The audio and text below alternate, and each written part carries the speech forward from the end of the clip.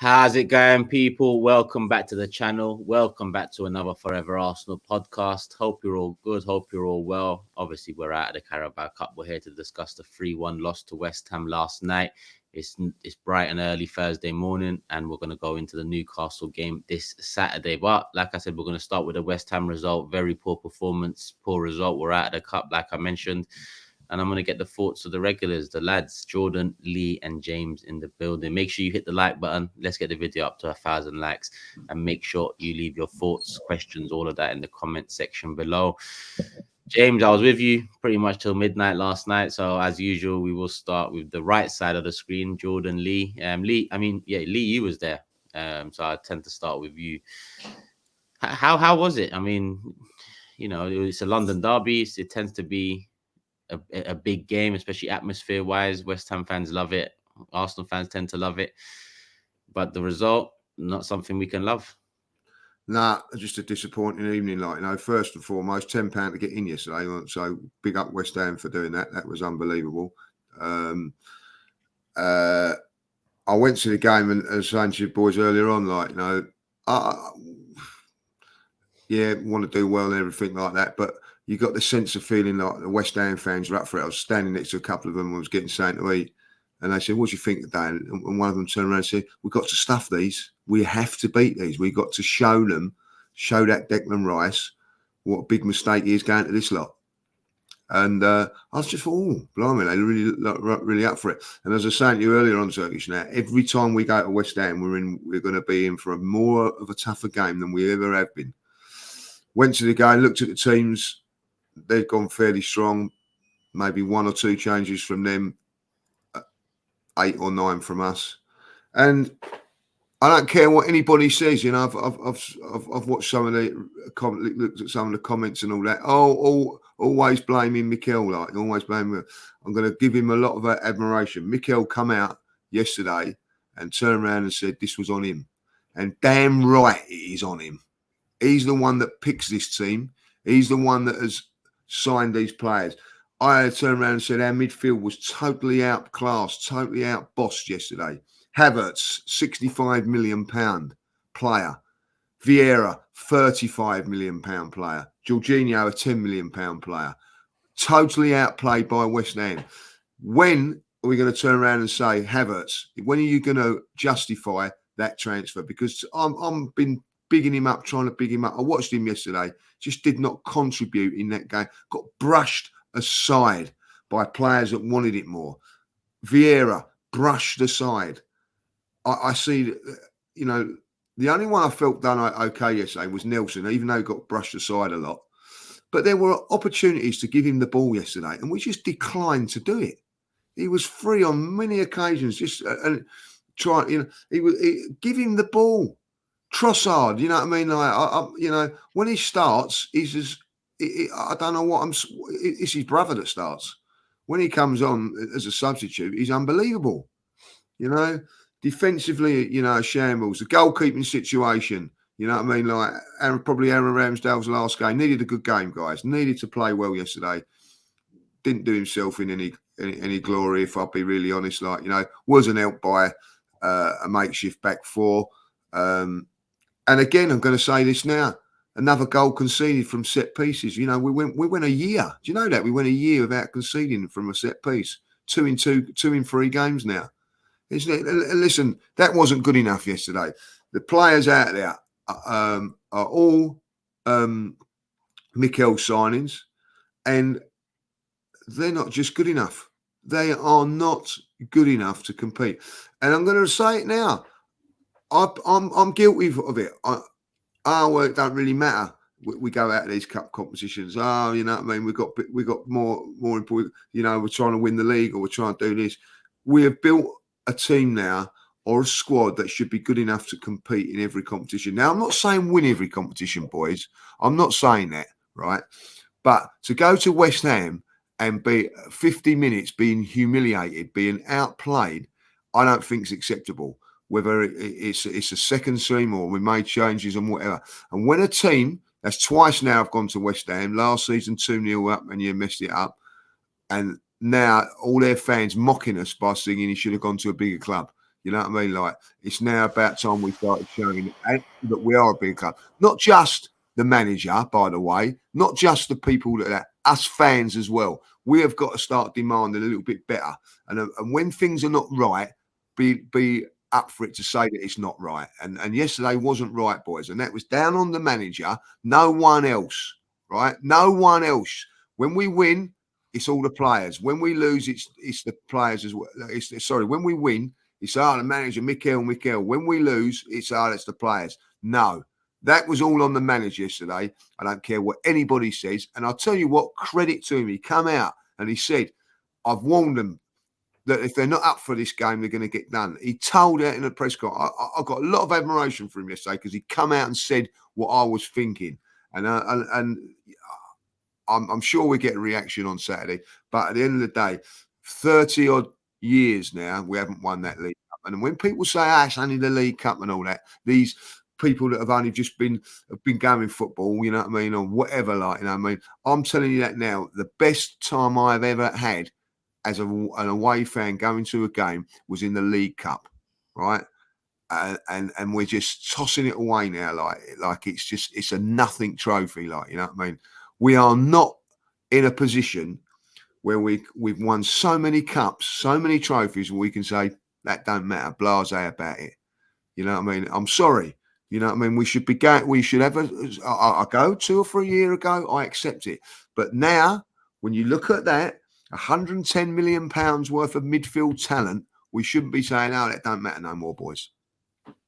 I agree. Can I jump in there? I agree with you, Lee. I completely agree with you. We haven't won enough as a club the last 20 years to be tossing aside the Carabao Cup as it's nothing, there are bigger things and so what, we're bigger and better than that. I understand prioritizing. I understand that you have to rotate. I understand you can't go full strength in every competition, and you got to mix around the squad. But as I tried to put it yesterday, whether it be on Twitter or on the fan cam or whatever, just because we rotate, why do we have to accept a performance like the one we got yesterday, especially in that second half? And interesting what you said about Mikel Arteta, because I think you're right. Holistically, like the bigger picture, how you can spend £100 million on that midfield and it looks so poor, that is on Mikel Arteta. He signed Havertz, he signed Vieira, he signed Jorginho. How he can have this squad for 4 years and still not have a squad that can actually go out there when you rotate and you get these performances. Look, I gave them credit for being good at Brentford earlier in the Cup. I gave them credit for the rotation against Sheffield United, although Sheffield United are appalling. We looked all right. But actually, squad rotation has been an issue for Mikel over the last 4 years. Whenever he's made changes from the main first 11, you've seen a real drop in performance. We saw that again yesterday. However, I felt his press conference, which you've mentioned there, I felt that was him going, it's my fault. I think that was one of those, let me take it in front of the press, but behind the scenes, I'm livid with the players. Oh, 100%. And he did the whole, because there was one line I thought was very poignant when he said, I've been warning them for 48 hours. You need to be competitive. And I think that was him saying they weren't. And I'm furious that even the players I put out there didn't take it as seriously as they needed to. And I agree with him because, look, like the bigger point, which is that he hasn't maybe spent that money wisely on the likes of Havertz, Vieira, I think the jury's very much out, and a few other players. The 11 that went out there was good enough not to be 3-0 down against West Ham. And actually, the first half, in what is going to be a very critical podcast, let me say the first half, I thought we looked okay. I thought we were unfortunate to be 1-0 down. Ben White had a shocker on the own goal. And while we didn't create anything in that first half, I thought we were the better side who had the more shots and the more territory and the more possession. We just need to convert that into something a little bit more tangible, but whatever. Second half, we were a disaster, absolute disaster. And the way the players played in that second half was appalling.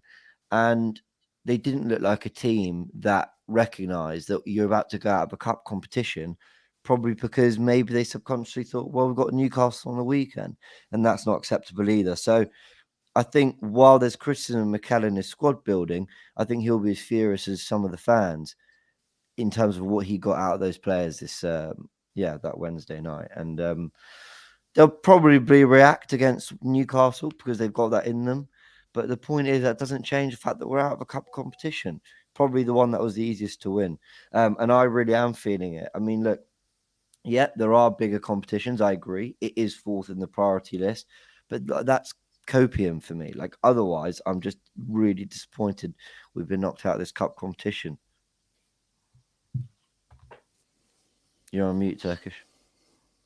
Oh, my bad. Sorry, Jordan, Mikel Arteta, the players, where do your gripes lie after last night's performance and result? I think I've always been quite consistent in our games in most of the time in, as Lee alluded to earlier on, picking out Mikel Arteta first, win or lose.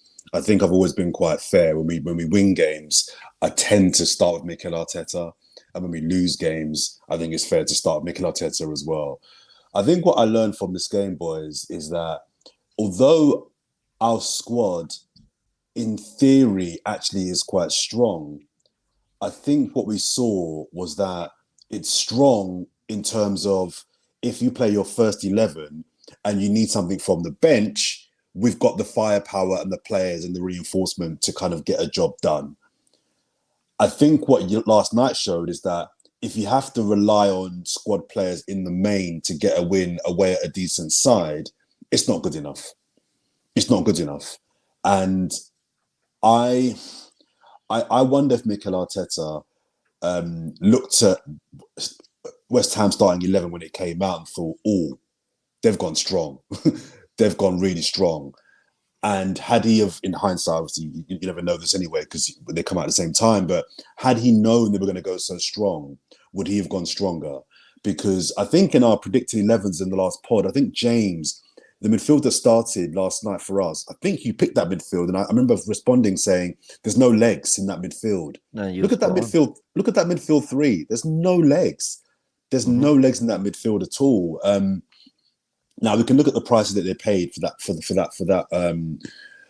those three players. It's a lot of money, but it's still not good enough. West Ham's 11 is a good Premier League 11, and it showed me that a midfield of Jorginho, Havertz, and Vieira coming off the bench to do a job levels. Trossard off the bench, as Lee says, there's cool. They can do a job for sure. Impact games, starting games.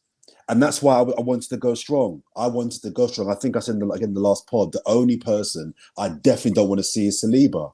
I would have been comfortable seeing everybody else, maybe Saka, but even Saka, because as Lee says, and as James says, we're not that club that regularly win cups. And whilst it's the fourth priority of the fourth trophies, completely agree. We haven't won a league in 20 years. We've won a few FA Cups. I just don't think we're in any position to be throwing cups away, especially when you think of this is an easy cup to win, in my opinion. You can get it won early. By February, you can bag it. Man City are out. Liverpool, the only team left in the competition who you think could give us a game, could knock us out. This could have been an easy win. This could have been an easy cup to win. I'm also not convinced, where I disagree with James and Lee, they both said that they think there'll be a reaction on Sunday or whatever the game is. I'm not sure there will be. I'm not sure there will be a reaction because, and this is the reason why I keep saying, looking at the game ahead is dangerous because whilst, all right, you might protect some players from injury in the game, the first game, if the momentum, the energy, the confidence, the form is not good going into the bigger game, then it doesn't really make a difference to me. I think the best way to prepare for Newcastle is to beat West Ham. It's to beat West Ham. And if you've got to play some first teamers to do that, I don't mind making that sacrifice and risking a few first teamers. So I'm not convinced that the confidence will be high against Newcastle. We were talking, me, you, Turkish and Lee, before James came on. Newcastle just battered, albeit an awful Man United team, with their third team. That was their third team they've beaten Man United with away. So I'm not confident about the weekend's game at all. And I just think that Mikel Arteta got it wrong in terms of his selection. I think his cup record we've commented on is really, really poor. The players have got to hold something because I agree with Lee. I think bar Nelson, I thought everybody was awful. I thought they were awful. They were awful. And the final point I'll make is about bringing on the subs. I know there's a few fans that are saying why they bring on those first teamers in the second half. I agree with the Saka one. I think at 3-0, just hold it. Just hold it. At 3-0, the game's gone. Just hold it. I didn't have an issue with Declan Rice coming on at 2-0 because the game's not done then. The game is not done then. So I didn't have a big issue with him bringing on Declan Rice at 2-0. But the Martinelli and Saka one, I agree. That was just, the game's gone. Then you are heightening your risk of losing your best players for the next game. Just take the 3-0 and go. But my overall thoughts are, I wanted to win this game. I wanted to win this cup. I'm not one of those that kind of just brush it off. I wanted to win it. But the bigger issue for me is we can't seem to get a run. We can't get a run. Like every time I think we're kind of starting a run, we lose a game, or there's a whether it's Europe or we draw a game in the league we shouldn't draw. We can't seem to get a run, any kind of momentum, and that's why I wanted to win this game and go strong, because I think momentum at this point of the season is important. It feels like we can't get a run on the pitch as well. I think that has transferred over into what you're saying, which is when you look at the results, the bigger picture throughout the season, there's no run in there. But if you look on the pitch, like by run, I mean the whole fluidity and transition thing. And I'm tired of going back to it already. We're only 10, 11 game weeks in, or coming up to 11. But I have to, because I put this more on Mikel than the players, that's for sure. Because I look at some of the players out there and I think, why are they at our club? In all honesty, I look at them and think, why are they here? This was the summer now to get what you need to get done. I don't want to hear, oh, we're light in that department, or oh, we might need. This was the summer to get it done. So when I talk about 130 million net spend, the reason I talk about that is because 130 million net spend is not a large amount, especially for a team that have just finished second off the back of their best season with a low wage bill and are expected to turn a corner and continue challenging with the youngest team in the league. I don't think 130 million net spend, especially when Man City are spending more, is of adequate level to really go into the next season and be confident about pipping that same Manchester City side that pipped us this year. And obviously, I'm going off on a tangent here because we're talking about the Carabao Cup. But the reason I talk about it in general is because what I saw last night is what I've been seeing all season, especially that first half performance, more so than the second, because the second half was one of our poorest 45 minutes all season, without a shadow of a doubt. Maybe the poorest, but I think Lons is in there, Chelsea's in there. There's an argument to be had. But that first half wasn't too dissimilar to our game against Forest or Fulham or Bournemouth, whether it be a smashing win against Bournemouth, a draw against Fulham, or a tight win against Forest. We've had these performances in us, performances that feel like a handbrake's on in transition and attack, because we're not creating an abundance of chances. We're more trying to control the game, but at times we lose control with one goal conceded. Jordan. Sorry, Turkish. Yeah, can I just pick out a couple of players that I think are worthy of discussing? I think Kai Havertz, I know it seems to be the kind of lightning rod in terms of the player to kind of pick on. I'm super concerned now, and call me late. I know other fans have been on this for weeks and weeks before now. I'm super concerned now, because these are the games where I don't understand why he's still playing in midfield. When I saw the lineup, I thought that he was going to be up front. I thought he was going to be up top, and Nketiah was going to go wide, and Trossard maybe drop into the midfield. It's not working. It's not working. You know what? I refrain from really going in about this subject because people will say typical Turkish and, he's so negative. But if I really go in about Havertz, Jordan, the guy is not good. No. Full stop. That is the best way I can put it. He is not good. I can't believe the upgrade I waited years for on Granit Xhaka turns out to be worse than Granit Xhaka. I can't believe that decision that Mikel Arteta's made. I can't believe that Pepe and Havertz coming at the same time. One of them arguably has the better time statistically, and that's Pepe. Obviously, one of them has the bigger moment in the Champions League. But when you look at Havertz and Pepe coming into the league and what they both produce, there's an argument to say balance. One leaves our club for free. The other one comes into our club for 65 million. So if I really go into this subject, Mikel, listen, I'm not happy about that transfer. And it's one of those transfers that it's make or break for Mikel, if I'm honest with you. And especially if he remains stubborn with it, because Look, with Willian, he wasn't stubborn. Willian was free though. This is a 65 million edition, so there's going to be a lot more pressure on this one to work. But with Willian, he was, he wasn't stubborn. A year later, out the door. Tavares, same thing. Lokonga, even 18 months, same thing. Havertz, in January, I wouldn't mind sorting that situation out. I think you're right. I think the January or the summer, it's looking like one of those ones where it could go down one of our worst ever transfers. And he could be at the door in the summer. It's just not working, and he's got to stop playing him in midfield. He's got to stop playing him. He if you're came going to out play, and said he's a midfielder, Jordan. So that's Arteta's I words. know, I signed him I as a know, midfielder. So I if you know. stop playing him in attack, I don't care if he's better in attack than midfield. He's shit in attack as well. Mm. Like we're picking out of like I know. Not a great striker either. So I know. It's level. The other person I think, just I'll get the boys' thoughts on Havertz. They want to contribute in a second as well, but is Zinchenko. I think he's fighting for his Arsenal career. I don't think this is a poor run. I think that he was really integral to how he played last year. I just wonder if we've seen the best of him, and this is not just a poor run of games or a poor start to the season. I think he's fine for his Arsenal career, personally. He's awful at the moment. He's really bad. Really, really bad. This is it's not like it's the 1 or 2 games where he's been really poor. He's not been good all season. He's not been good all season. I mean, James is a fan. I know you watch him a bit more than me, so maybe you can pick out some moments or a game where he was good and I'm being unfair. But he's really bad at the moment. He's really costing us. I don't want to blame last night on him. We didn't lose the game last night because of him. But this is an elongated period now where I'm looking at him as a senior player and thinking, whether we win the league this year or not, next season, I just can't see it at my club next year. I just don't see what you bring. The inverted thing was amazing and it worked. It's not working now. So what do you bring? What do you bring? I'm not going to make big judgments on players based on a Carabao Cup exit while it's a competition I wish we took more seriously as a club. Whether that's from starting 11 to the players' mentality, whatever it might be. I'm not going to make my final decisions on players based on this game. And to be honest, even based on the fact that it's the 2nd of November, there's a lot of football to be played. We're top of our Champions League group. We're well in the title race. I'm willing to be patient, see if Zinchenko gets back to form. As poor as Zinchenko was, and I agree with you, he was bad against West Ham, awful on that second goal.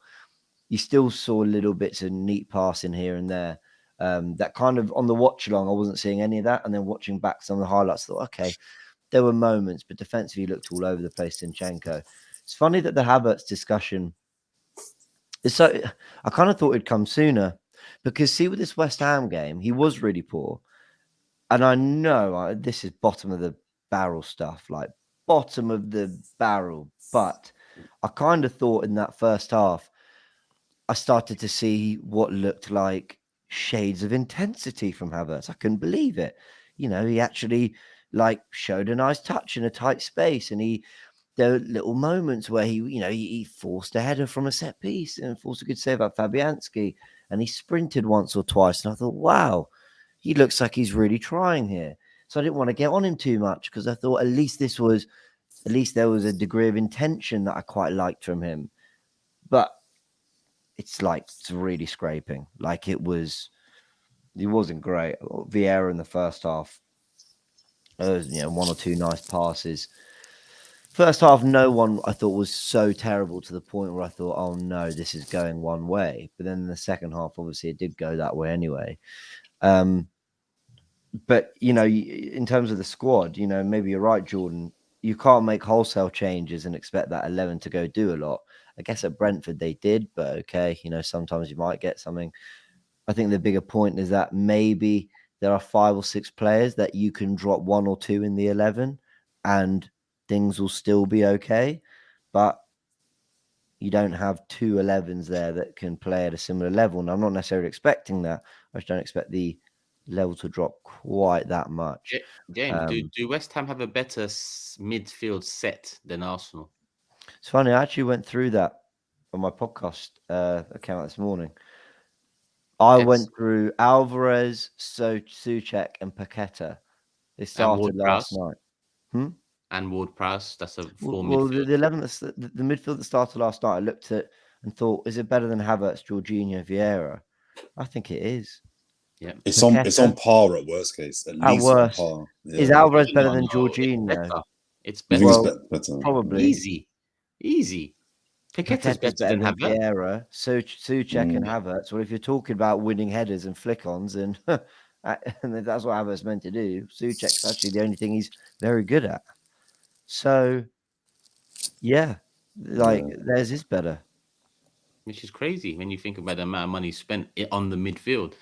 We bought we bought their best midfielder only to come into next season and say, wait, West Ham midfield is probably better than ours. And Sorry, go on. people question me in the summer when I don't want to just make this about Havertz, because I even said in the summer, just get rid of Jorginho as well and let's bring in that other young midfielder that when Partey is not available or it's League Cup or he can play a game, we can have the next maybe rising star. We can get a glimpse of the future rather than El Nene and Jorginho, which is, for me, I would have selected El Nene, but I'm not going to lie. El Nene could have started and we still could have got smashed 3-0. I'm not blaming Jorginho for it, but I don't see midfielders that scare teams aside from Declan Rice and Thomas Partey when he's fit, but it's, he's hardly fit. Odegaard, obviously, he has that in him, but this season he hasn't been that player. So really, the only midfielder we got this season that really frightens an opponent or, makes them second guess them is Declan Rice, the only one. Turkish, I'm a huge believer in balance in everything. Like, it's the reason why we kept telling Man United fans, Mount, Bruno Fernandes, Casemiro won't work. There's no balance to it. But that's true of ours too. And what I find so staggering about Mikel Arteta is he's had 4 years, and I think since he arrived day one, we needed 2 midfielders. One of them was Thomas Partey. Coolly addressed that, and then we kept saying that we needed a second. We needed an 8. I know no one liked him, but Danny Ceballos is an 8. I know he wasn't good enough, but a profile, an ace, someone who actually plays in central midfield. Now we had Xhaka, and last season you could see the balance. It was so great. Off the ball, Ødegaard presses, Xhaka tucks in next to Partey, and it's robust. And they're both central midfielders, and you can understand how one slightly deeper than the other, how it works. So we wanted to address that by signing Declan Rice and Kai Havertz because we lost. And I thought, well, if Partey stays fit, Rice can be an 8, and there's a thing called balance there. No surprise that when Rice has been in the 8, we've done some good stuff like beat Man City. But to think that otherwise his options, because Partey's not available, so he largely plays Rice in the middle. His options are basically to just chuck a load of 10s in midfield. Ødegaard, Vieira, Havertz, Smith Rowe, take your pick. You basically got 4 10s there. And only one of them, Ødegaard, is actually looking like anyone we can, reasonably rely on. It's looking like, and there is still time to turn it around, but it's looking like horrific squad building and horrific player management there. Can I ask you a question? I asked Lee just to bring Lee into this as well. It's a futile question, but I just wonder, do you think we should have gone harder to keep Xhaka? I know the reports are that he wanted to go to Germany and he wanted to move on. And, who would have thought I'd be asking to kind of keep Xhaka? But do you think that we should have gone all out to say, give us 1 more year? I think we did do that. I think last year was the 1 more year that we gave him, because there was rumors that he wanted to, or there was, talks about him leaving the summer before.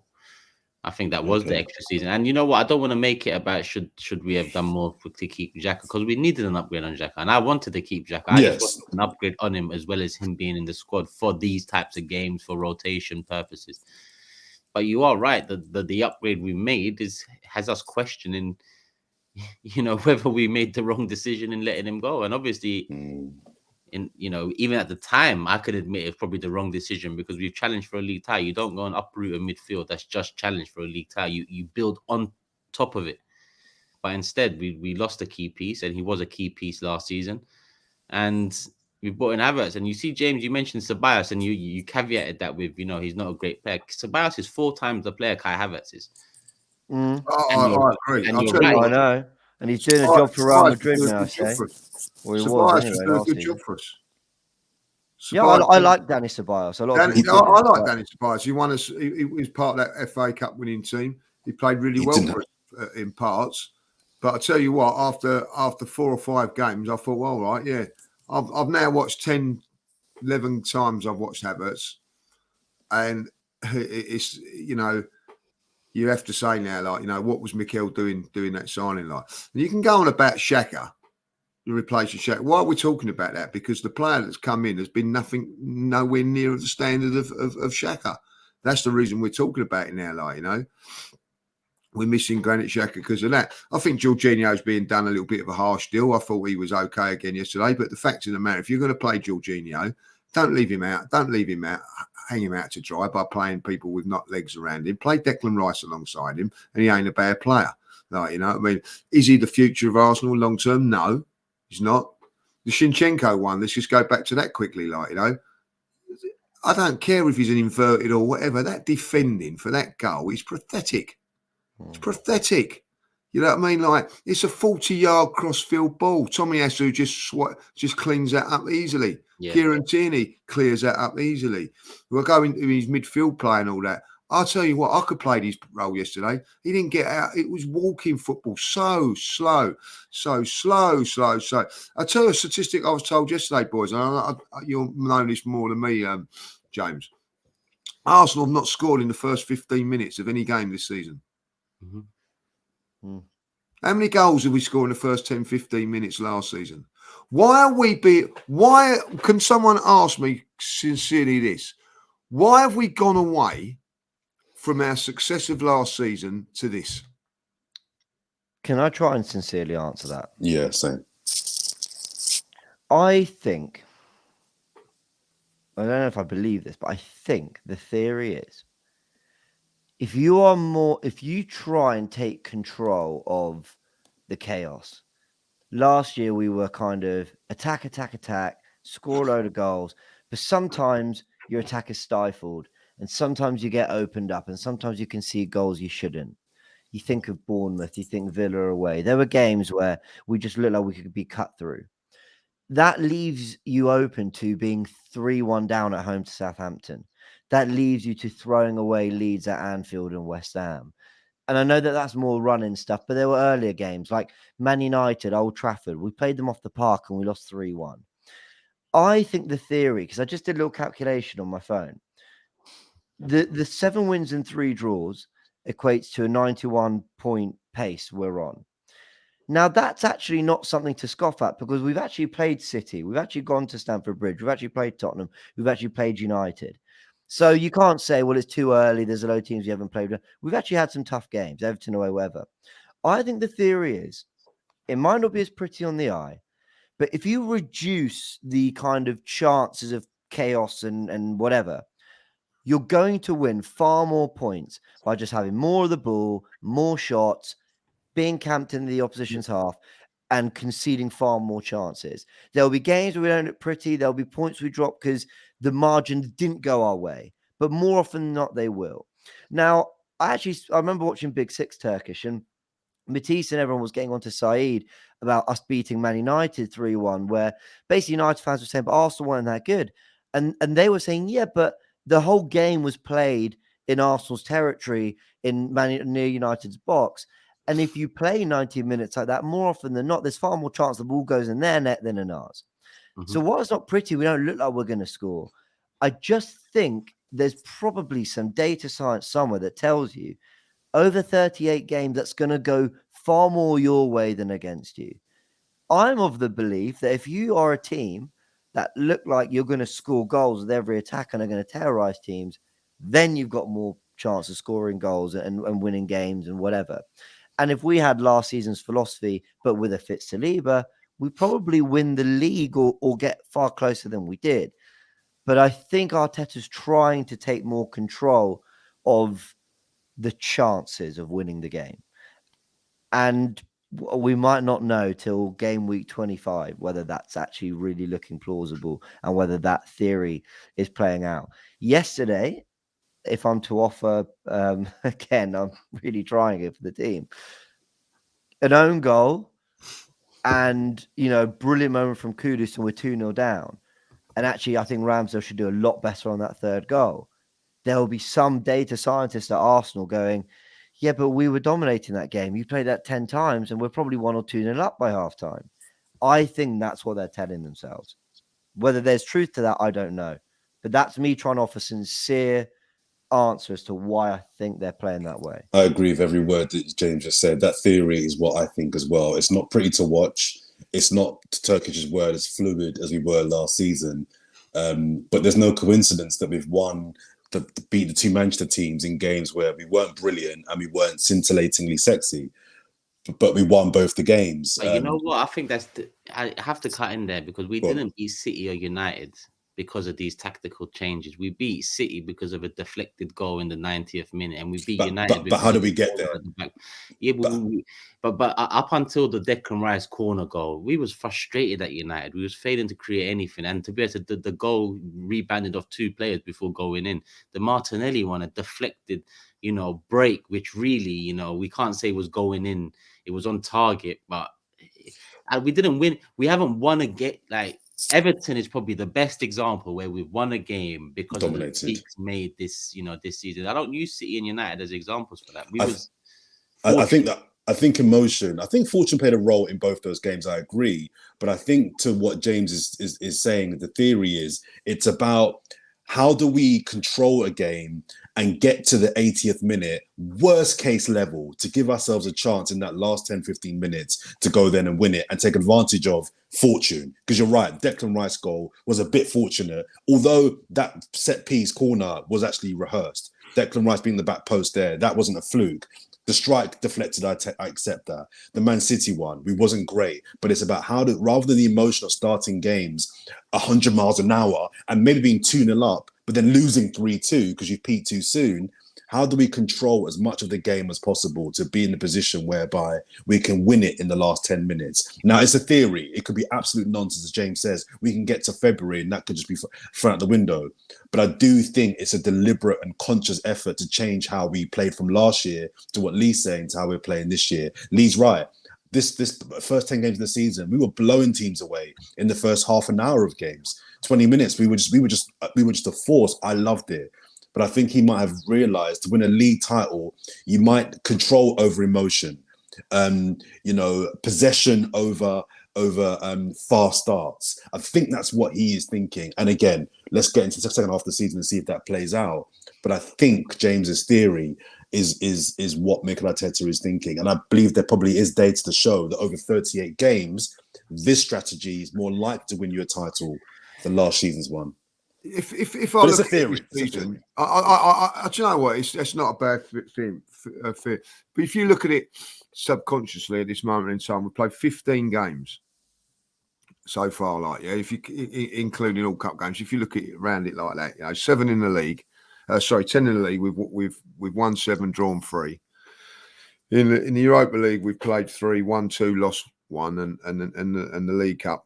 1-1 and lost 1. So in 15 games, we've lost 2 games and drawn 3 in those 15. That ain't that great when you look at it. You know what I mean? When you look at it, the league it is, and I do get what you're saying on that.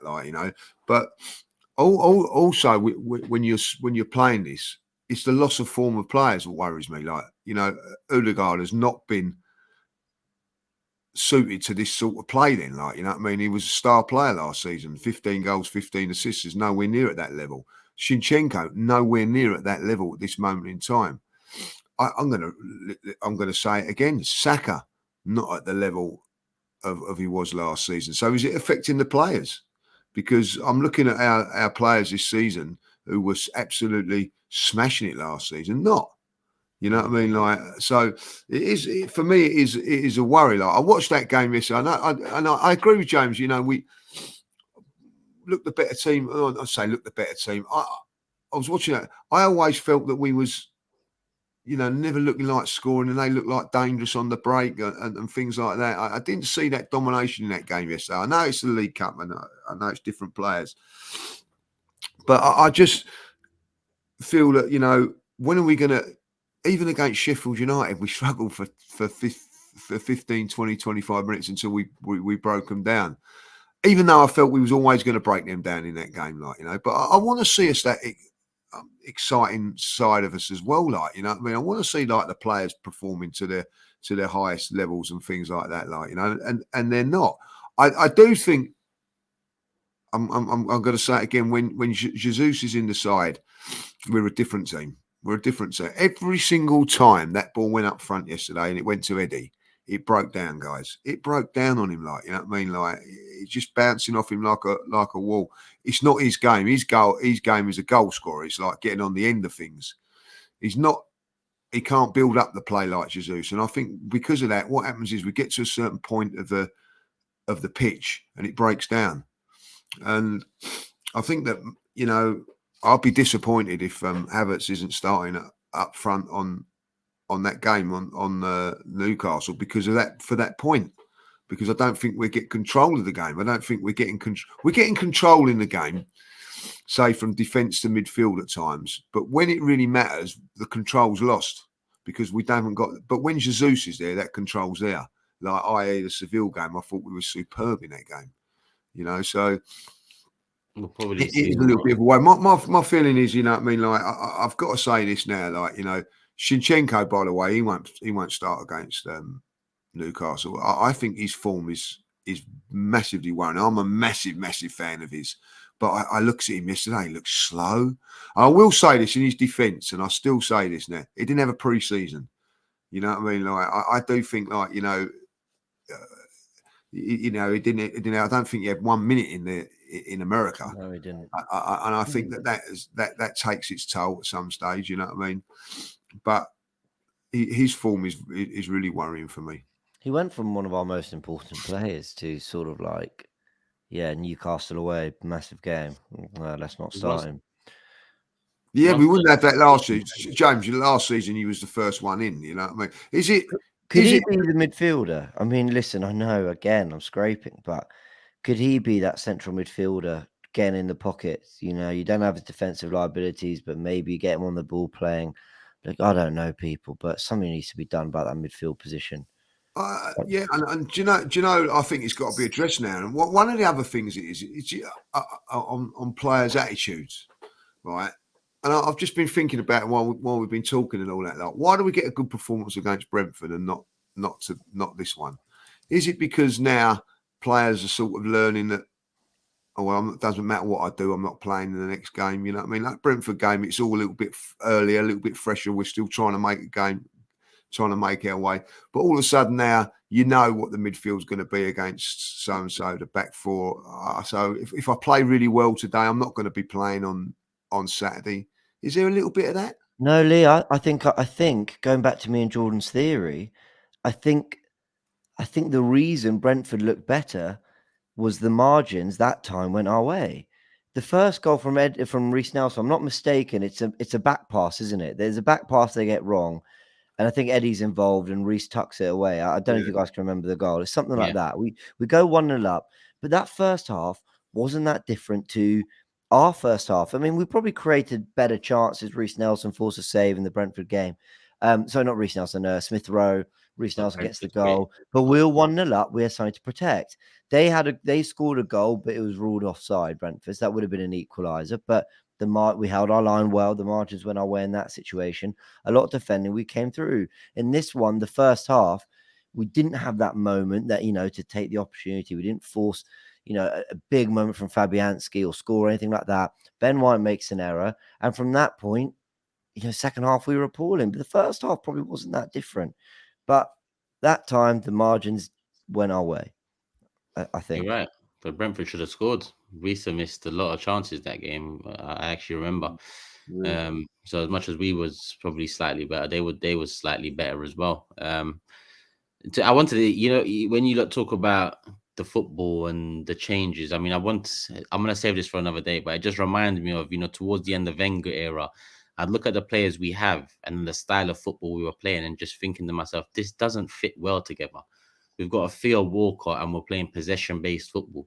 You know, we've got Alexis Sanchez and Ozil they want space in front of them, especially in Ozil. You know, Sanchez can pick locks either way, whether you're facing a low block or you've got space to run into. Whereas Ozil was more a player where you need to be quick in the transition. Walcott definitely a player like that. We had many players, you know, that's Aaron Ramsey suited the more free flowing counter attacking style, but we was, you know, intent on our methodical approach. I'm starting to see this again. You know, we've got a young team who, you know, thrived with the shackles off, now being asked to be a bit more stringent in their approach and at times being found out. But it is what it is. Carabao Cup second year do in you a know row. what? Just quickly, like, well, you just mentioned Aaron Ramsey there. He would suit that role. 8, yeah. Yeah, prime Ramsey now would be. Yeah, and that's the reason, Lee, why I slightly disagree that Ceballos was the answer. I like Ceballos, but that 8 role has to have legs.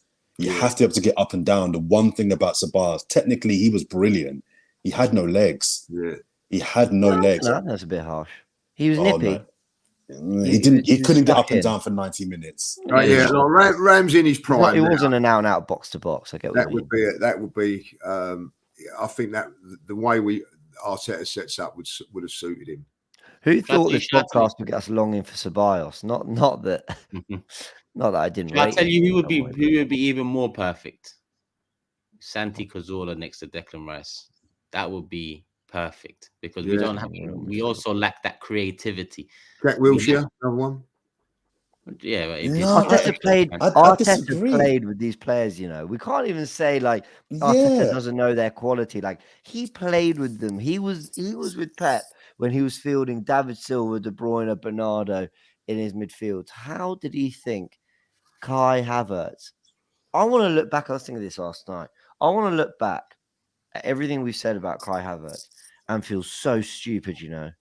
I'll look back and just go, this is why you need to be patient. This is why you need to be. I want to hate myself for my Kai We're in Havertz. November now, James.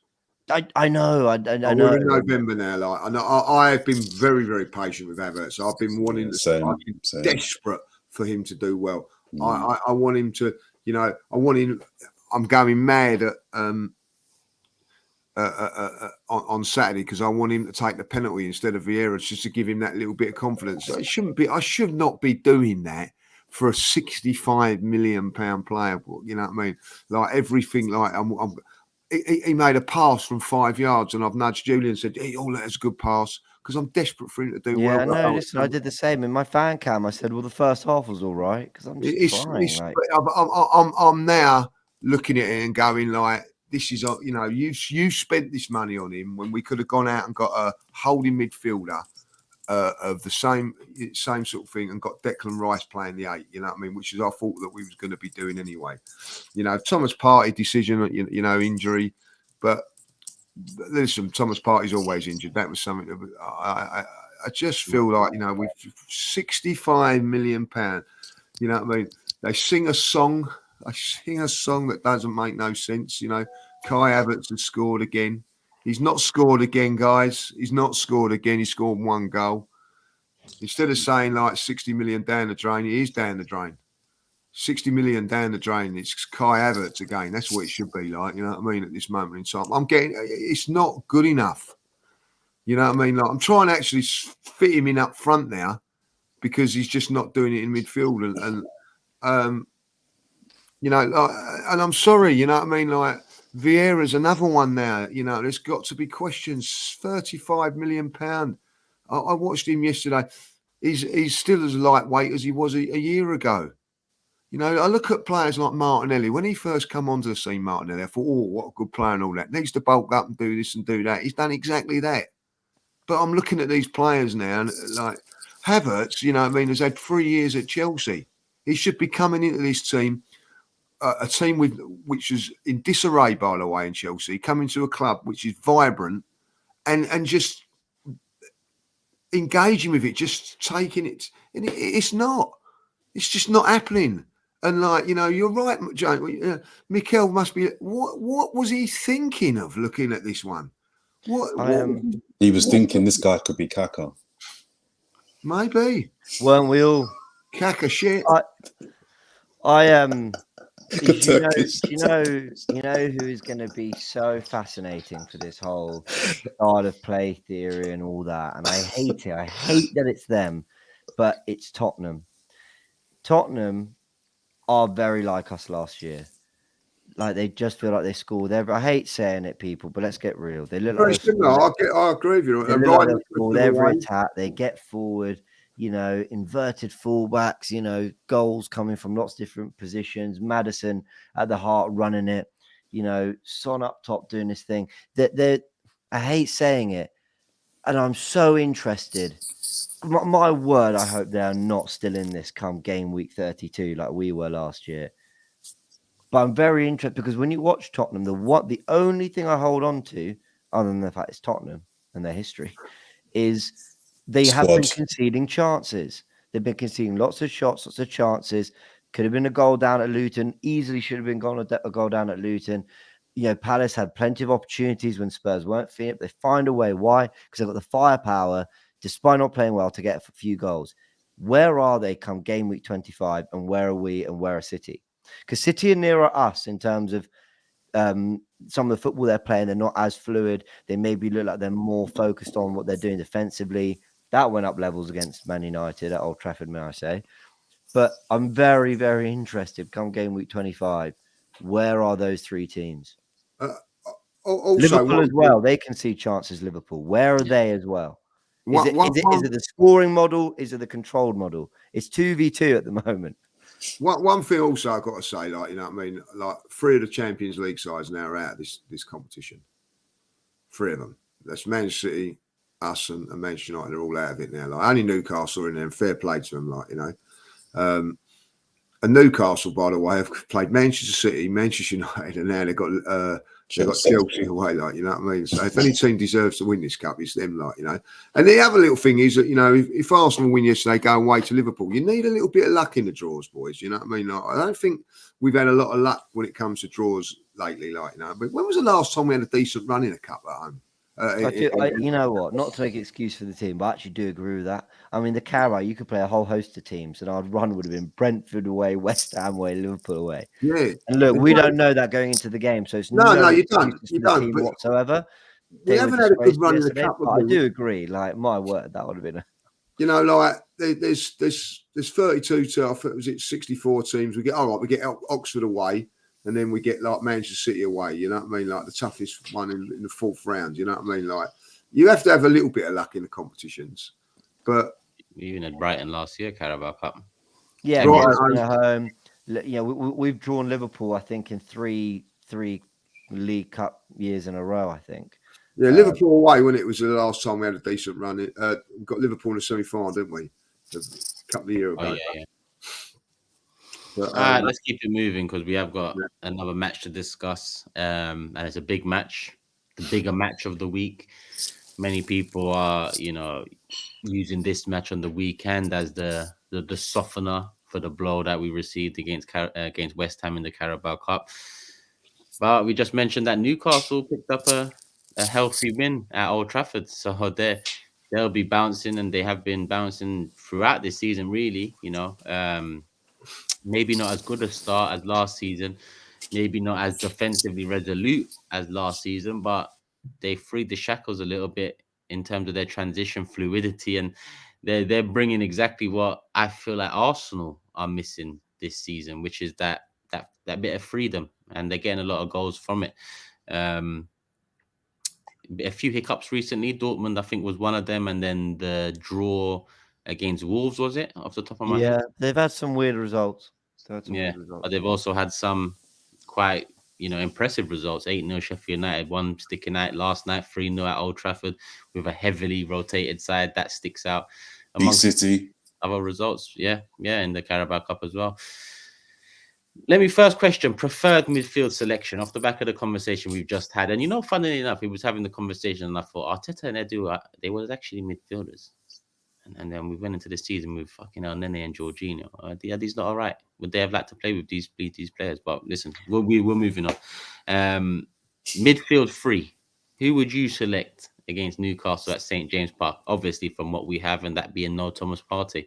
Odegaard, El Nene, Rice. Oh, Odegaard, El Nene, Rice. Legs, sensible players, balance. El Nene, while El Nene's our fourth choice six. You'll do well to find better third choice sixes. That's why I don't get onto Jorginho and El Nene. They're behind Partey and Rice in the pecking order. Like they I can deal with that. I really can deal with that. But Jorginho did really well at St. James's Park. There's been a temptation to go, he can do it again.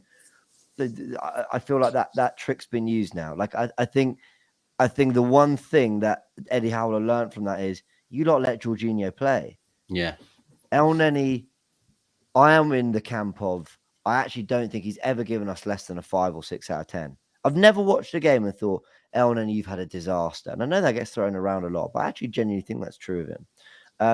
Because he just keeps it simple, works incredibly hard, gets all over the pitch. Get him at the 6, get Rice next to him, at least be difficult to play through. But you know what? El Neni's got a decent, 5-10 yard pass on him as well. He'll do what the manager asks. He'll free up Rice a little bit. That'd be my team. And he's a bit more mobile as well than Jorginho. A bit. Oh, yeah. Use that term lightly. I'm more mobile. Yeah, a bit. El Nene. I think I'm joking. Rice and Odegaard. Lee, what do you make of that three? I mean, there's not much change you can make apart from maybe Jorginho. I think it's flick of a coin, El Nene or Jorginho. What way you want to go? I'm probably going to go Jorginho because of more match fitness than El Nene. If I'll be honest, I think perfect opportunity to play El Nene yesterday, get some minutes under his belt if he was thinking about playing against Newcastle. But didn't come on yesterday, which is a surprise. I look at it and go, what is El Nene there for? Mm-hmm. You know what I mean? If you're not playing in the League Cup ties, when are you going to play? When are you going to play? So he's got coaching badges to finish. Yeah, so that's why we gave him the year extension. Yeah, but I like El Nene. I'm not trying to. Yeah, I know, I actually agree. Doesn't sound like it. He's never It's a bad mood. We got knocked out of the cup, and I just feel like he's never let Arsenal going to be brushed aside, and I don't want the players to think it's going to be brushed aside. He's never let Arsenal down. You know what I mean? Like he's just, I'd like to see him alongside. Look, listen, we've seen Jorginho again. We've seen them all. Havertz, Fourever. None of them have nailed this position. None of them. Smith Rowe, injured now, but he hadn't nailed it. So why not play El Nene in there, or why don't play Ben White in there, or someone that can play, somebody else, try something different. But for me, I'm gonna. Listen, when that first 10, 11 fixtures come out, the two games I looked at and thought, we could lose that, Man City and Newcastle. If we can get through this one, I'll be very, very, very, very pleased. I fear for this game, boys. I really do fear for this game. You know what I mean? I just think if we're not on it on Saturday, we will get smashed. That is what we've got, So I'm hoping that they will be. So I'm gonna go Jorginho in their experience. Jorginho and Rice doing the stuff that they do there, and Odegaard. Odegaard's good little 10-minute cameo coming on yesterday. Needed to get some minutes under his belt. But yeah, that's my three. Jordan, you've had a couple of variations, one including El Nene, one including Jorginho. Which one are you going with? Or does Havertz, Vieira come in to an attacking position? Or both? Why not? I've just deeped it. Arsenal have really ruined my birthday, man. I really wanted to win that cup, so I'm just still mulling over. Sorry, happy birthday for today, we haven't seen it live on the pod. Yeah. Happy birthday, Jay Enos. I was saving it for the end, but yeah, here we are. No, but thank you, fellas. But it just really hit me that I wanted to win that cup. I know that we're going back to the conversations before, but oh man, it's cheesed me off now. I would go with Jorginho because 2 reasons. One, because he doesn't have great legs, I always find him problematic coming into a game the 70th minute when the game is in full flow. So I think you're better off starting with Jorginho and he's along with the tempo rather than coming into a game where he's got to catch up or more so. Also, and Lee flagged this really well as well, I think it was the game last year at St James's Park that he played, and he was brilliant. I think that was the game, wasn't it, Lee? Where he was he was outstanding in that game. He was brilliant in that game at St James's Park last year. Now that doesn't mean anything in terms of this game. It's a different game, but I just think someone that knows that atmosphere, they're going to be on it. They are going to be absolutely on it, and it's going to be loud. I think their transition is really, really, really where they kill teams. So I think if we can get Odegaard pressing to try and stop them from getting into their transition, Declan Rice intercepting, but Jorginho, when we do have the ball, controlling the game from our point of view, taking the sting out of the atmosphere, I think Jorginho would be the better pick. And then, if needs be, 20 minutes to go, you can bring on El Nene, who does have the legs, who he won't have 90 minutes in him, but he'll have 20 minutes in him. So I would start Jorginho, and then if needs be, you've got El Nene. Yeah, just mentioning finish with El Nene. Is that what you're saying? Though, yeah. I think so. Like Yeah. Do you know what I mean? Yeah. Just going back to Smith Rowe, you mentioned there, Lee. Is anybody else concerned about Smith Rowe now in terms of it's another injury? When's he going to play again? Jordan, the frustration and fears for Smith Rowe are even beyond injury. I don't know where he naturally fits into this setup. So we needed to see him play football to try and understand whether he was the left midfield eight that Mikel Arteta saw long term, to see whether he could do as a right footer, slightly more up and down version of Odegaard on the right. Can he be depth to Saka? Is he a false nine? What is he? So there's the injury, which is like, again, and he gets into his Turkish, that Jesus Partey bracket of you're not available enough. But the bigger thing is that there's that. And then when he's back, there's trying to convince us all where he fits. And then there's finding form in that position. There's like a long way to go. But James, we see Smith Rowe anywhere near what we think he was going to be, what we thought he was going to be at this club. That's all valid and correct. My point was more so, where are the games? Apart from FA Cup, where's he going to play? I agree. do you know what I mean? I agree. Where do we play him? What is he? But even if we establish that, when's he going to get minutes? do you know what I mean? So that slightly concerns me. I would Sheffield United away. I don't know if he's going to be out for another month now, which he looks like it is. Arteta was saying weeks, wasn't it? So let's say that's Christmas. I would be saying, right, let's get him out on loan. Let's get him like 6 months of proper football, and then especially in the season. Yeah, that's what I do now. Who would you start Turkish? Sorry, it's out of interest. I'd go with James. I'd go with James, Nene, Rice, and Odegaard. What about up front? I know. Lee said Havertz. It'd be interesting. Jordan. Nketiah for me. Yeah, it's got Havertz. I'm just not seeing. I think it's too much of a risk now to be putting Havertz in to try and feel him into form. I think that kind of boat is 10 games in, a slightly shipped. I think you bring on Havertz now when the game is won, or if you're just going to think, sod it, last 10 minutes, try a thing. I don't think you have him in your integral plans anymore. And I think Nketiah's earned the right to start in that game now. So for me, it's Nketiah. James? Trossard. I knew you were going to go for that. He doesn't start games well.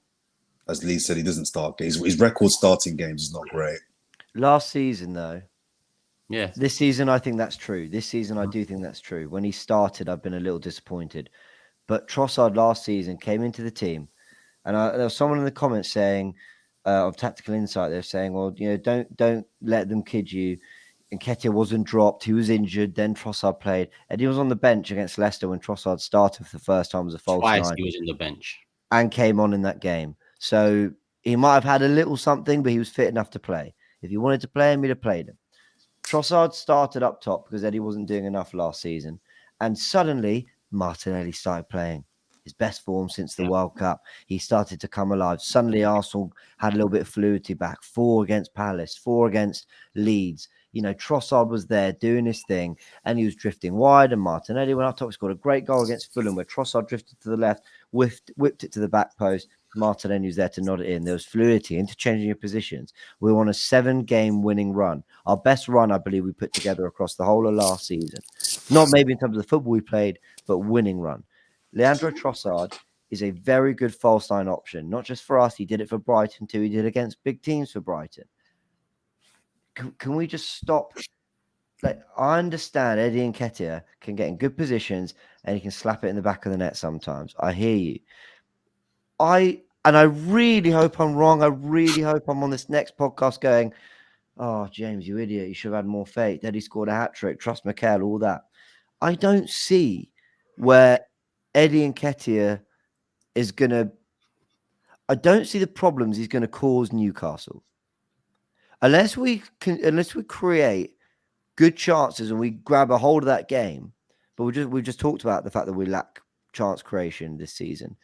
Unless we somehow unlock an ability to keep them camped in our half and get the ball in the box and get Eddie nearer to goal around the 6-yard box in the penalty area, whatever, I don't see how Eddie contributes in this game.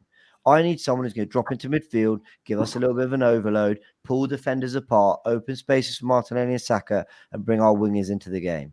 And no one has done that better than Trossard in Jesus' absence. No one. And Sevilla is an arguably similar game. It's an arguably atmosphere, tough to break down, but they have energy in midfield, whatever you like to say. And how did we score? How did we get our chances? Through Jesus vacating the middle of the pitch and Martinelli piercing through the middle. Get the players in that team that are going to facilitate that. I'd rather see Havertz than Eddie. Though Havertz has shown me nothing and Eddie has shown me more, I feel like he's still more likely to bring players into the game than Eddie in that sense. Eddie has shown he can do it, but few and far between. If he does it on the weekend, fair play to him. I really hope he does. I agree with James as well. Trossard for me.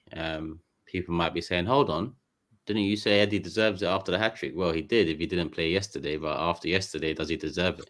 That's my problem with yesterday. I mean, and the inconsistencies with Eddie. And Eddie plays. Come on, he plays. You know what I mean? Like, I think you're being unfair. Don't matter how well he played or bad he played yesterday. Don't matter how well Nelson played yesterday. Don't matter how well Ramsdale or how bad he played. These guys are not getting in. You know what I mean? Like that. So I think that that game for Eddie yesterday. It don't matter how bad he played yesterday. You know what I mean? It's not going to affect. But is that what you think's going to happen? Or yeah, what want to happen? Yeah. Well, I don't want to go.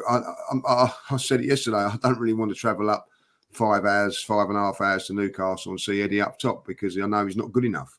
And the reason he's not good enough, forget about his goals, exactly what you say. He doesn't hold the ball up. It breaks down on him too much. But when you've got Martinelli and you've got Saka, you need someone then to be on the end of those things. And that's why I think and also it's quite clear now that Jesus is going to be in and out through injury. That's just clear now. So we have to now get Eddie to a standard whereby when he does come in, he's comfortable and he's got a bit of form. How are we going to know if Sheffield United was the anomaly or the start of hopefully a run if we don't put him in back-to-back games? It's a big game, I agree. And I understand all the worries and concerns people have about the quality that he brings. But I just think we need to find out now if Eddie Nketiah can be the reliable backup person. And you're only going to find that out if you play him in back-to-back league games, especially off the back of his previous league game scoring a hat-trick. We need to know that the Sheffield United hat-trick wasn't just a one-off, or if it's the start of a run. So I get tactically what James is saying about starting Trossard and the logic behind that. But I just feel if you're Eddie Nketiah and you're Mikel Arteta, who believes in him, if you believe in him, this is the game to say, go and repay my faith. Yeah, I'm giving you back-to-back league games. Go and show me that you can score the goals against a big team away to get us 3 points. Okay, we still got people waiting to find out. I found out 3 years ago, mate. Guys, if he doesn't do it tomorrow, if he doesn't do it on Saturday, then you know what I mean. You're back to square one with him again, aren't you? Yeah. You know, like, the hat-trick against Sheffield United's fantastic and all that, but he's got to back that up, and he didn't yesterday. I'm not worried about him not scoring yesterday. It was his general play yesterday. But you can look at it and go, well, okay, he didn't have Saka and Martinelli there. There's excuses. There's no excuses on the weekend. You're going to have Saka, you're going to have Martinelli there, and you better perform. Because if you don't perform and it continually keeps breaking down on you like it did yesterday, we are in trouble and we won't win this game. He'll score. I really hope he scores. I really hope he scores. I really hope we win. He will score. Really, really, really hope. I'll bet you, Jordan. You want to bet? Yeah, how much? Just say how much you want to bet. All right. I bet you if he starts, he scores. Yeah, but how much you gonna lose? Oh wow, how much fun to lose? Turkish is that confident. You'll find out real quick when you're losing money. So hopefully on Sunday you found out about if Eddie's reliable. You have to pay me. All right. It's a nervous smile, Jordan. All of a No, sudden, no, if you no, want to back out, just say you No, made a no, no. I'm mistake. not backing out. I'm just thinking of what's the begambleaware.com for those that do gamble. You know, make sure you gamble responsibly. £20, no more than that. £20. I bet you if he starts, he scores. £20. £20. Thank you. Wait, hold on. Yeah. Let's get the terms right. So does that only come into play if he starts? Yes. Fine. Yeah. So if he starts, Jordan Blees will score. Yeah. Fine. And I'm actually different to you, lot. I mean, I don't care if you're not holding it up and linking up play if you're finishing your chances. And he had a chance. You've got a big chance in Turkish. He didn't have a chance in the first half against West Ham. I don't know if you saw the highlights. He had a chance. It's a semi-difficult chance, but you should be getting down target. And if your thing, when was that? What was that? It was the one where it was kind of bobbled across goal. I think Zinchenko kind of hooked it in. He put it over the bar. Yeah. If your thing is finishing, one. if your thing is being that poacher, then fucking score the chance you get, even if it's just one chance. Well, I haven't seen that, but it did look a very, very difficult chance. Yeah, it was awkward. It was awkward. It was awkward, but it's also like work the keeper at least. Do better. Yeah. Oh, cool. I remember. It just flashed across, didn't it? I do. It's very hard.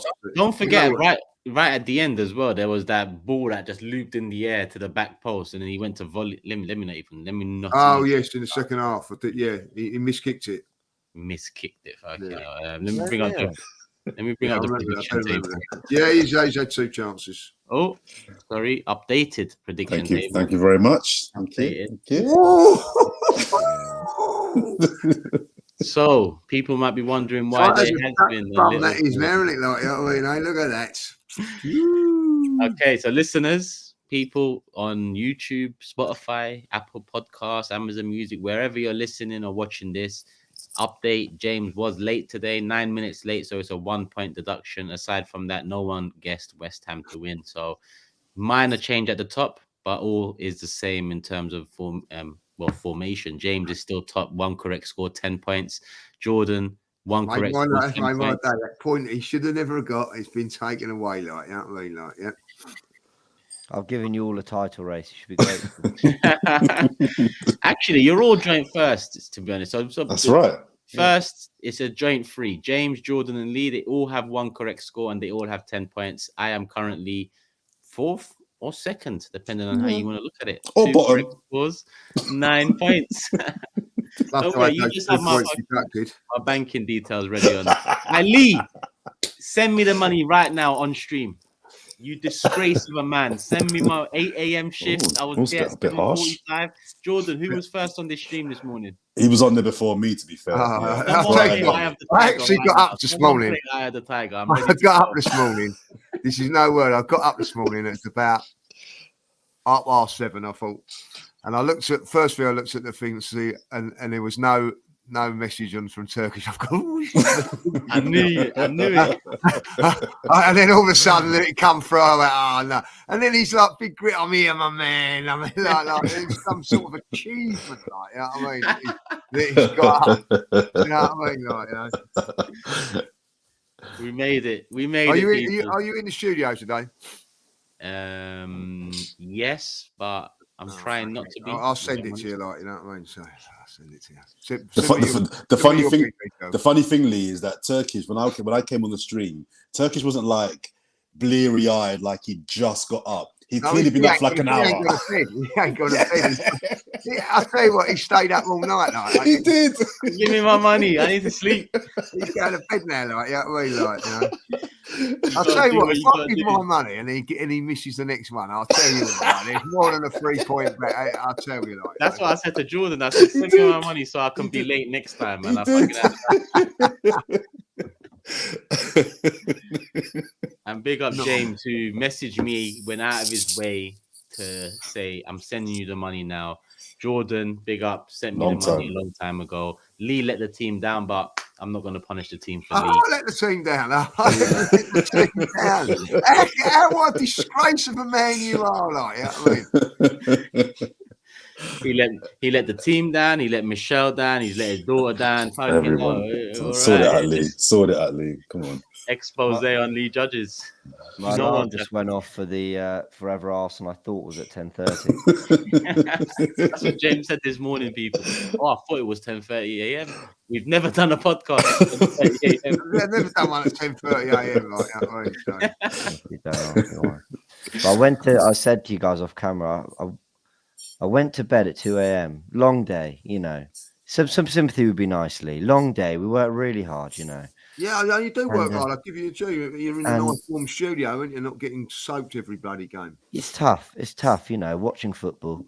And I went to bed, and not normally, because you know your alarm goes off even if your phone's on silent. I just had this moment where I thought I might get a call from Turkish, you know. And lo and behold, I was woken up 8:05, Turkish, yeah, ringing on my phone. He loves it and all, you know. He loves it. As soon as you went a minute, he was there. No, I really wasn't. No, it's good of you to call because I know James, some tell other them people. what I I just want to say this. I've just want to. Lee, before you talk, James, tell them what I messaged you. He messaged me word saying, for word. Yeah, word for word. Hold on. Lee, listen. You put Lee the dickhead is saying more. No, you didn't. No. But Lee's saying more than 10 minutes is 2 points. I need you on ASAP. Right. And this is what I'm saying. Like, this is where you loyalty scumbags last, right? I'm out on my daughter's birthday. I don't get the call like that. I mean, like the 10-minute warning, like I'm after 10 minutes. Oh, hey, where are you? There's 2 points deducted. Like, you know what I mean? No phone call. Oh, please, James, get on before, like, you know what I mean? It's a pathetic thing.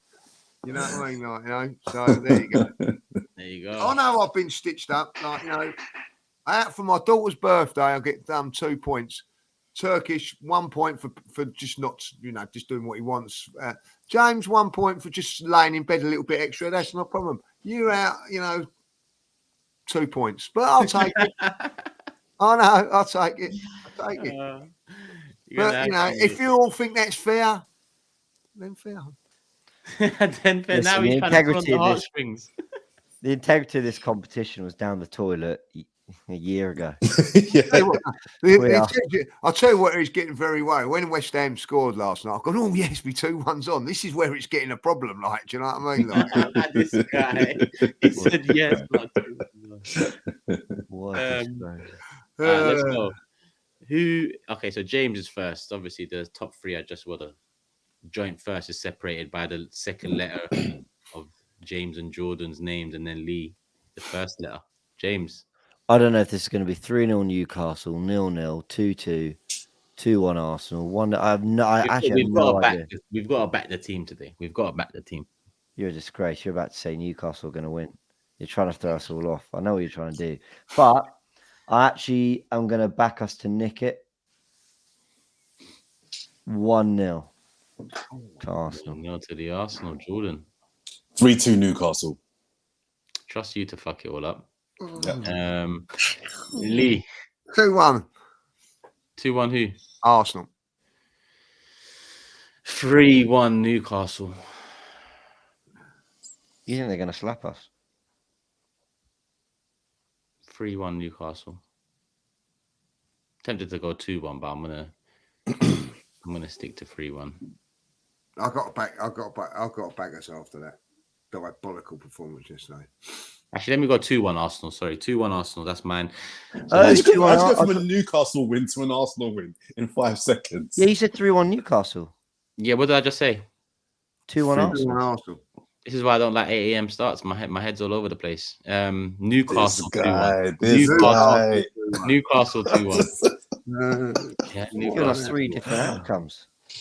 You gotta cover your back, mate. That's what I'm saying. Learn the game, man. Learn the game. Well, there'll definitely be a change unless it's a draw, boys. Yeah. Actually, surprised no one went for the draw. That is an interesting one. So I've gone 2-1 Newcastle. Jordan's gone 3-2 Newcastle. James has gone 1-0 Arsenal, and Lee has gone 2-1 Arsenal. There's the prediction table, and it's not there anymore. Remember, people, we are on audio platforms: Spotify, Apple Music, Apple Podcasts, Amazon Music. Whatever podcast platform you use, we are there. but we're also here. So make sure you hit the like button, get up to 1,000 likes, and we're going to go into the final segment, which is comments of the day. Are we all ready? Yeah. Can I go first? Golden ones. I've got two. Yeah, this week was really good, actually. Some really good ones. Fair play. I've got one here that just says, Jordan's face when Turkish dragged him down with James and Lee for not paying him. It's true. I was like, hang on a minute. I got that one. That was from Kai's Twist. Another one was I saw here, just a nice one from Robert Strong 5713. Always look forward to this show, but feel gutted when it finishes. Which I thought was sweet. Keep up the good work, lads. So that was a nice little message that, he wants us to go on forever and ever. And another shout out. I went into the Reese clothing store in White City, the Westfields, 2 days ago.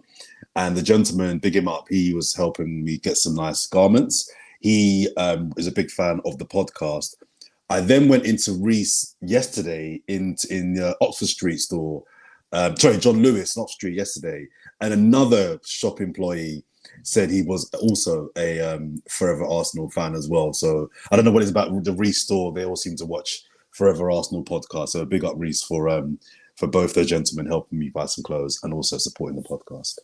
Maybe a mystery shopper or something. Why are you going back? Well, I bought two things at the first one, and I wanted to I was umming about the third, and I kind of got it at the You're trying to get into shops and see if you can get discount. Anyone see Forever Arsenal? I mean, someone did look after me, but I don't want to get no one in trouble, so I'll leave it at that. Well, tell us that about Big Up, man. Tell us where we can go to be looked after. I want to be looked after too. I'm going to check out Reese after this. Maybe they want to sponsor the show. Maybe they do. Who's next? I can go. Go ahead. Matt Wilmont just wanted to echo the praise for all French centre-back pairing of Saliba and Kivier. Trebier. The best bit is that there's a comment under from Kevin Mulita who put Kivior is Polish. He came with straight facts, no messing around. Listen, cut the bullshit. He's Polish. That killed me. And I like this one as well from Edgar Perez. He quotes Jordan. I don't think we need to analyze the game. In other words, Jordan didn't see the game. That's not actually true as well. Yeah, two really good ones. That's a good one.